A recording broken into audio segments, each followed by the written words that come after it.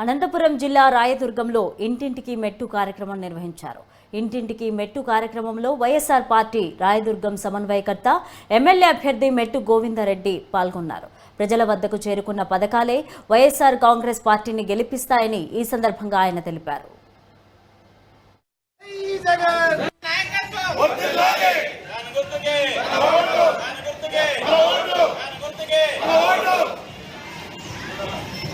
ఇప్పుడు నాయకుల మాట జరగడం లేదు. ఎక్కడ కూడా ఏం నాయకులు తెలియదు. ప్రజలేదంతా ఆ ఊర్లో ఉండడు, వాళ్ళే లీడర్లు.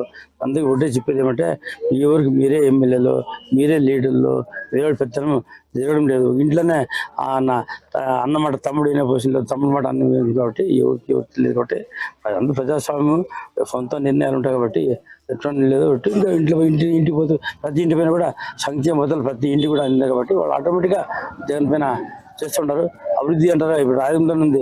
అలాగే లాస్ట్ 5 సంవత్సరాలు ఎటువంటి ఈ టౌన్లో అభివృద్ధి చెందలేదు. ఇప్పుడు గడప ప్రోగ్రాంలో ప్రతి సచివాలయానికి ప్రతి వాడు కూడా 10 లక్షలు ఇచ్చి దాదాపు 3 కోట్ల రూపాయలు వేరే రకంగా డెవలప్మెంట్ రోడ్లు కానీ ఇస్తున్నారు. కాబట్టి అభివృద్ధితో పాటు సంక్షేమ పథకాలు ఉన్నాయి. కాబట్టి ఖచ్చితంగా వైఎస్ఆర్ పార్టీకి జనాలు